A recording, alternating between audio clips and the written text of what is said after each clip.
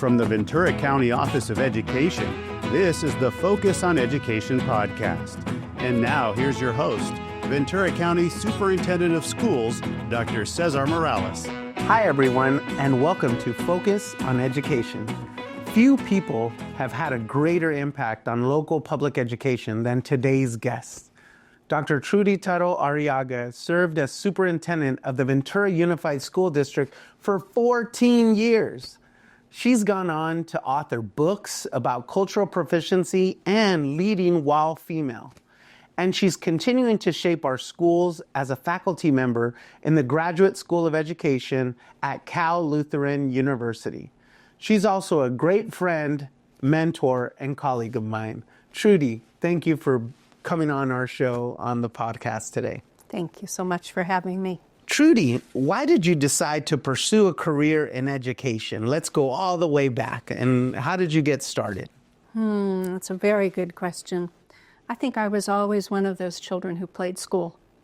And when I played school with the neighborhood, I was always the teacher. And I grew up with two teachers as my parents. And so it was a natural for me to just want to be a teacher. What did you teach and what level? When I first started teaching, I taught in special education. I taught in the deaf and hard of hearing program, and that was at the elementary level. And then I became an itinerant teacher, helping with the deaf and hard of hearing program throughout the grade levels. And then I took on a position at the middle school level, and I taught Spanish and social studies for a bit of my career. Oh, that's awesome.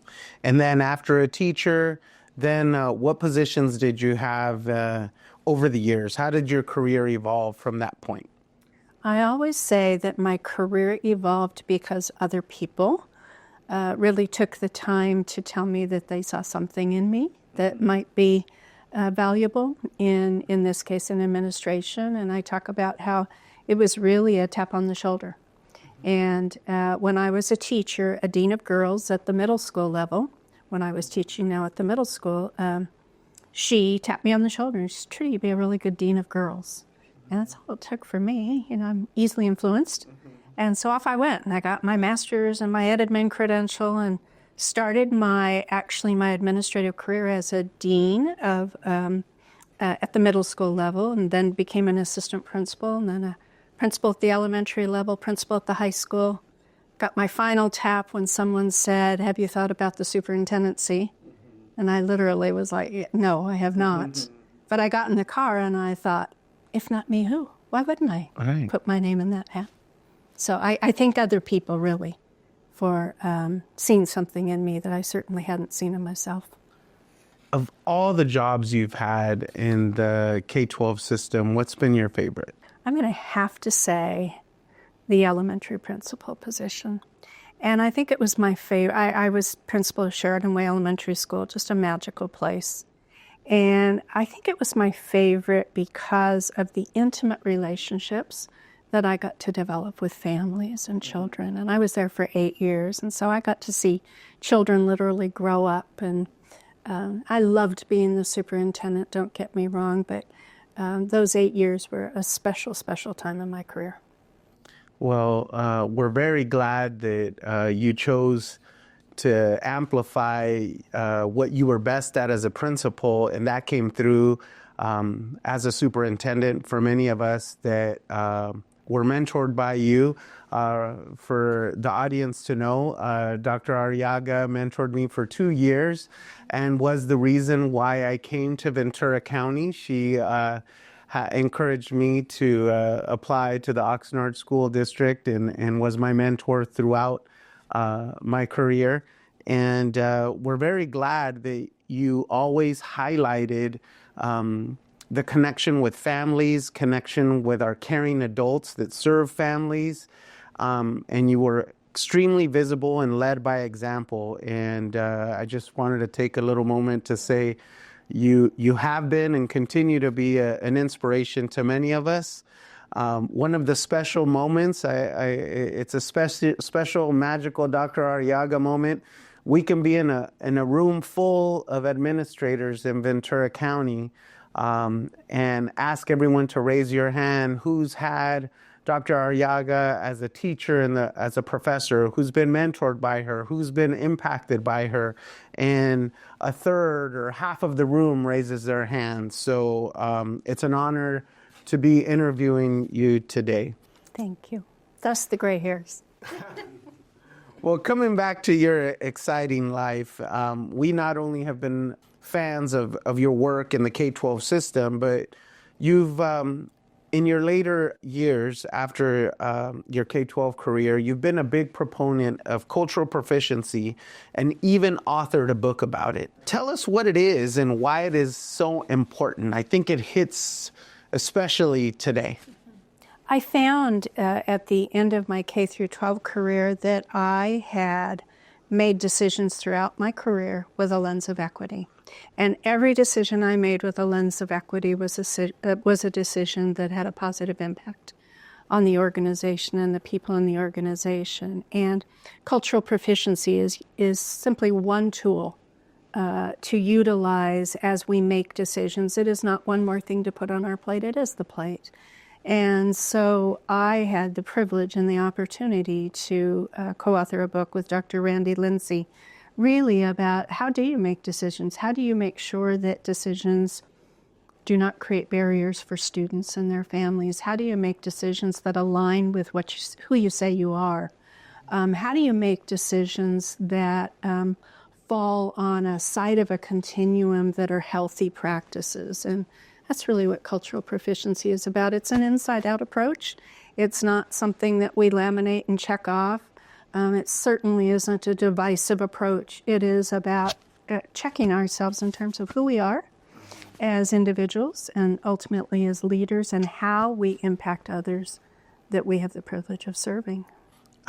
I love how powerful it was to hear you say it's not another thing on the plate, it is the plate. It is the plate. And for those of us committed to serving 100% of our students and their families, you know, it's amazing to highlight the importance of how we view the world and how we serve the world, and utilizing that archetype of cultural proficiency is definitely something that all of our educators and also just community members would benefit from during this time.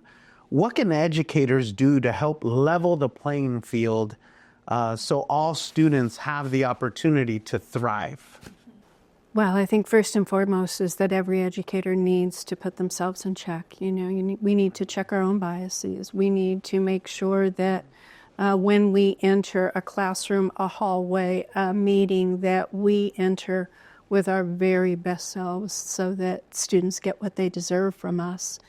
And it also absolutely is essential for educators to have knowledge about equitable decision-making and equitable practices. If I'm a teacher in a classroom today and I'm assigning a homework assignment, it is essential that I think about who has access to this homework assignment, who has materials, who has the adult in the home that is required to help tonight, who has the transportation that is able to get that project to school in the morning.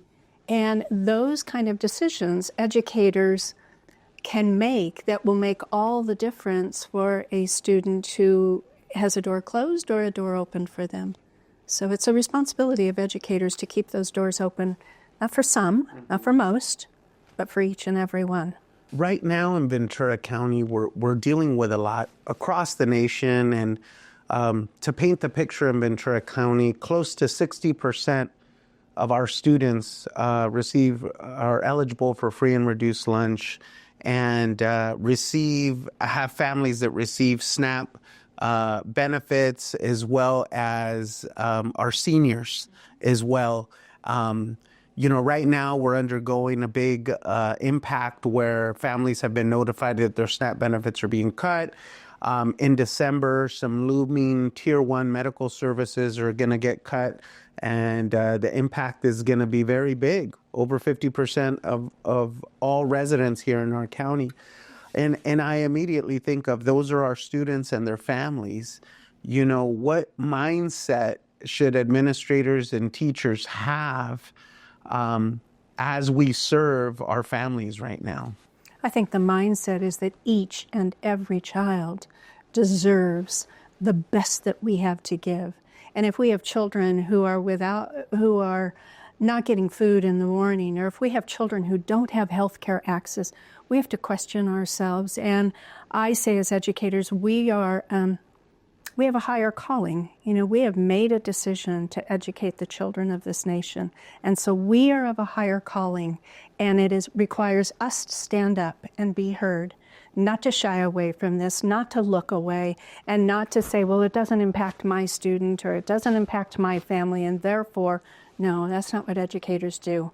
We look at each and every child, and every single vision, mission, guiding principle statement that I have seen in every district across this nation says the word all. And so that's our mission. And we can't step back from it. And we absolutely can't ignore the fact that children are going to be hurt if we do. Yeah. I mean, that resonates with me so much and reminds me of our country's motto, e pluribus unum, out of many, one. And those students here in Ventura County have every one of the educators and retired educators and support staff that are partnering with over 200 nonprofits in our county and government agencies that are doing everything we can to continue to support our families. And I'm just going to add that I think the same, but I also, every time I hear the Pledge of Allegiance said, what are the last three words? Justice for all. Yeah. So that is who we are as a nation. And until those words change, we as a people have a lot of work to do. Yeah. And in education, everyone's entitled to a free, appropriate public education, and let's not forget that. And we're here to serve everyone. How they come to us. At the 50th years, we're celebrating 50 years of IDEA that separates us from many nations as we provide services, additional services to those students that need it to level the playing field. So that's why so much of what's going on today is tough to digest. Leading into that a little bit, why do you think equity work has become politically divisive, and what can we do about it? I mean, I will honestly say that baffles me. It baffles me that we have put our children and equity on the platform of politics. But I believe it has become politically divisive because it's fear-mongering, because there's intentional divisiveness that is going on. And there is a concept that if one child gets what they deserve, that another child is somehow going to have to get less, rather than we give all children what they deserve and they all rise. So there has been political mantra, if you will, that absolutely impairs our ability to do what we know is right. Diversity, equity, inclusion, and justice are alive and well in our schools. And if they're not, then the child who needs the cochlear implant shouldn't get the cochlear implant. The child who has a bee sting allergy shouldn't have an EpiPen. Of course we recognize diversity. Of course we recognize equity and inclusion, because we know that ultimately that's justice. And so how that has become a political forum for this nation is baffling to me, and we have to take it back. Definitely, and I believe Ventura County is leading the way. I'm so proud of our school districts for continuing the work on equity, diversity, equity, and inclusion, as well as VCOE every spring having an equity conference that's open to educators, administrators, and community members and students, trying to ensure that everybody is seen, valued, and heard in our system, and that we commit to doing whatever it takes to serve them. Moving on to your work at Cal Lutheran, tell us a little bit about the work you're doing at Cal Lutheran to help prepare students who want to work in public education. I'm very proud to have served Cal Lutheran now for this my 11th year. I retired last year, but I'm miserable. I feel miserably at retirement, and so here I am. I'm back, but I'm back for part-time, and my part-time position allows me to really work on recruitment and opportunities and accessibility for the community to have knowledge about Cal Lutheran University. As a full-time instructor, I was associate dean, I was a program coordinator. Very, very proud of the work that we do at Cal Lutheran, because our job is to prepare administrators, teachers, counselors, to go into the workplace in our schools and do just what we've been talking about in this last half hour. It is about going in and making sure that every child gets what they need, because we're there. And that's what Cal Lutheran is all about. It is a welcoming place where every single person has a place, and unapologetically we disrupt inequities at Cal Lutheran University. And pleased to have a teacher credentialing program, a master's in educational leadership, a counseling program, a doctorate in educational leadership, where people within this county can come and access our programs and further continue to make an impact on the schools and districts we serve. If for students attending a variety of the programs, is Cal Lu committing to having their students touch the earth and experience who it is that they serve in all the diverse populations here in our county and beyond? Yes, Cal Lutheran has been very intentional about fieldwork opportunities, where our students are. Certainly our administrative fieldwork opportunities have made sure that people get a diverse experience so that they are prepared to work with a diverse community. You recently gave an inspiring talk at an event we had for new school administrators. What was the key message you shared with them? And there were a few key messages. I would guess if I had to choose one, it was, do your actions align with your values? That's the key message. It is one thing to say, I believe this, or I'm this, but do our actions, every single action, does it align with who we say we are as an organization? And if it does not, you either have to change what you say or change what you do. You can't have them both. You know, my father used to say to me, Trudy, don't tell me who you are, show me who you are, and then I'll tell you who you are. And I didn't really understand that when I was growing up, but I get it now, that what he was really saying is your actions are what are going to really determine who you are as a person and how the world perceives you. And so I think that was my main message to opening the doors for each and every one as these emerging new administrators in the room, really handing off the baton to all of them and saying, go do good work and stand courageously and know that each and every child deserves us to be standing and speaking loudly. As you say, speak loudly, and that allow our actions to speak. The last year, things have happened so rapidly, and a lot of folks are overwhelmed in the system, and we're consumed with so many obstacles that are in front of us as professionals or in front of our students' lives, that it almost creates a pause where naturally people feel like they're freezing up. And I know I've been asked to speak in a variety of venues around that very topic. What are some kind of key inspiration or key message of how we can ensure not to freeze and be bystanders in this moment that is impactful but feels like the urgency is now? And how do we convey that, and how do we unleash and uncork ourselves? Yeah. I think just that constant reminder that our children are watching, and they're waiting. They're not just watching, they're waiting for us. And in this time, unprecedented times that we are in, more than ever, I think our children deserve a view. And they deserve a view of equity. They deserve a welcoming view. They deserve a view of advocacy. And they deserve a view of relentless urgency on the part of the adults they depend on.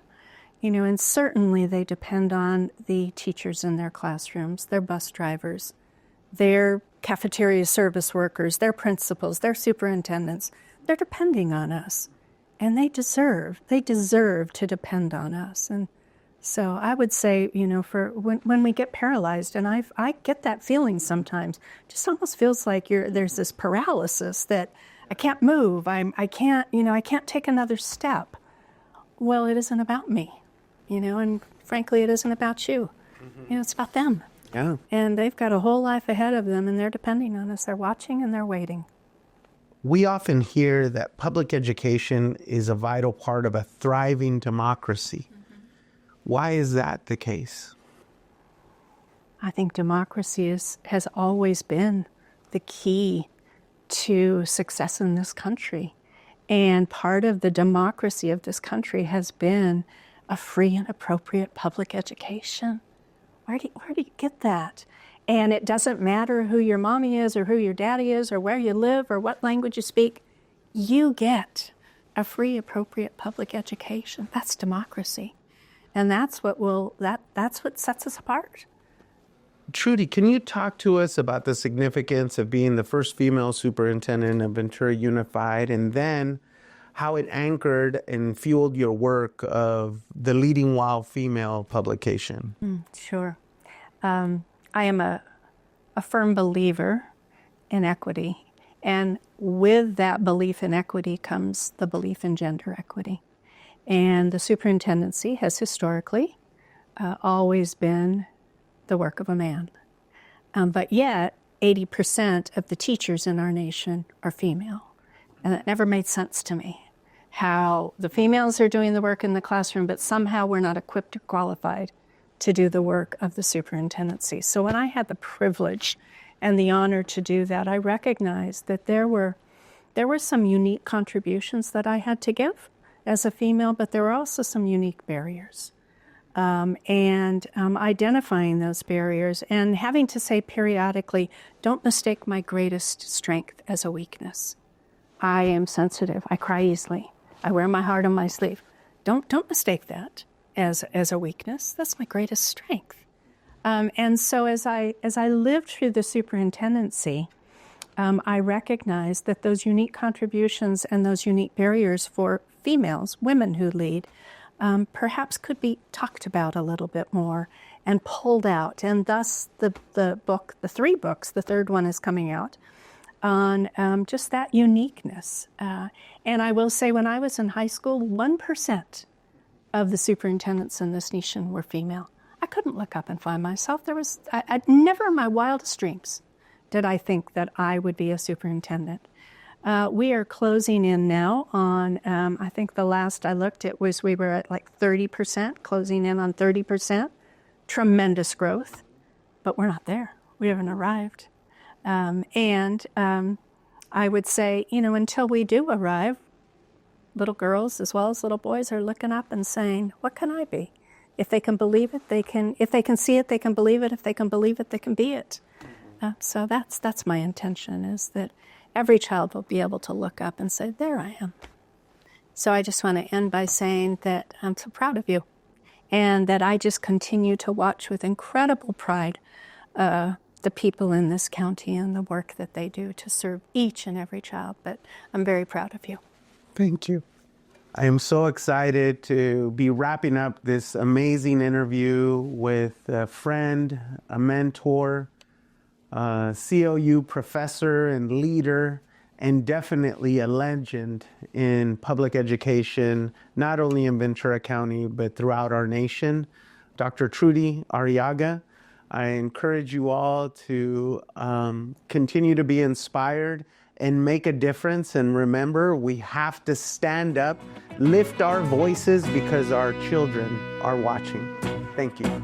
Focus on Education is a production of the Ventura County Office of Education. We encourage you to subscribe and join us each month for new episodes.